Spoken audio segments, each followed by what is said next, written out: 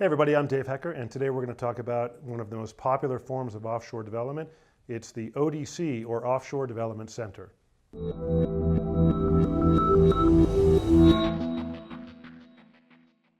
In a nutshell, the ODC is just that. It's an offshore development center that as a client you create by hiring some developers overseas full-time, and they work for you. They don't work for anybody else, and you sort of treat them as if they're your employees. So it's kind of like you open up a development center of your own overseas, but another company is hosting and managing that for you.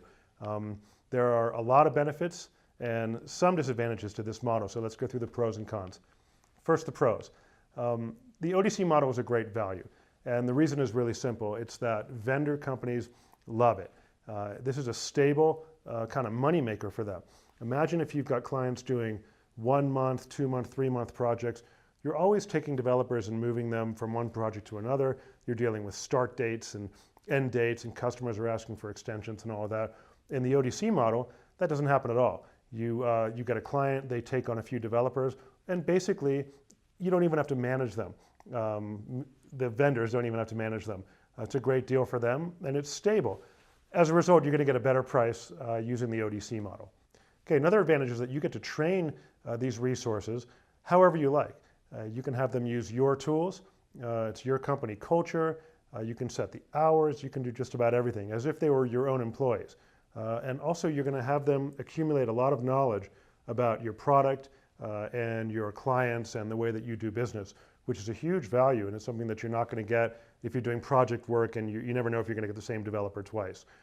Another benefit is that you get to choose these developers. You don't just call the company and say, give me 6 .NET developers, and the next day they're there. They're going to send you resumes or CVs, depending on where in the world you're going, and you're going to look at them, make a decision about which ones you want to interview.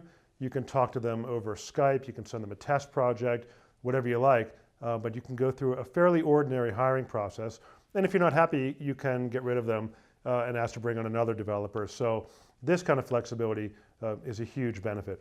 Another pro is that when you open an ODC in another country, in another company, that team is presumably housed in a company that has professional management. They're going to be in a real building. They're going to have air conditioning and computers and chairs. You can be pretty sure that these aren't freelancers working in someone's basement or they're operating a little company that looks like a big company.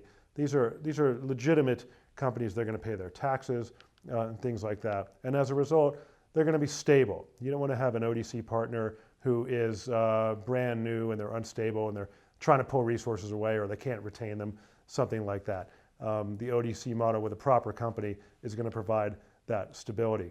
Let's look at some of the cons, the disadvantages to the ODC. They're not that many. One of the big drawbacks is that you have to manage the developers yourself. That's also one of the advantages because you get to do that. But you get no help on this. The deal is that you are not going to get any assistance from the vendor company. They're going to provide the developers, and that's it. They'll show up for work. It's up to you to manage them.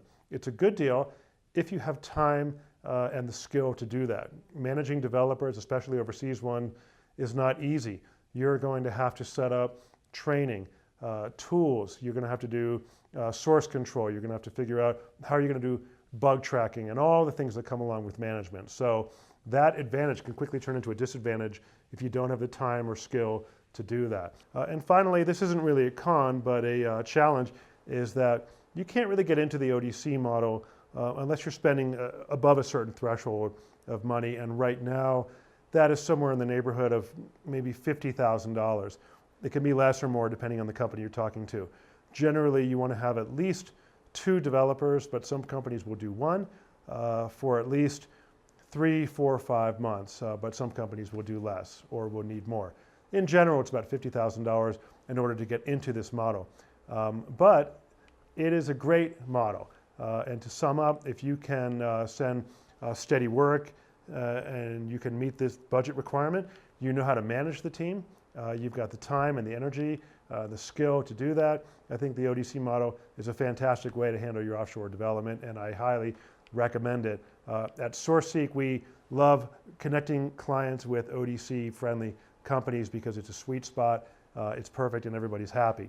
If you have any further questions about the ODC model or just want to learn about some teams that we can introduce you to who are great at it, give us a call.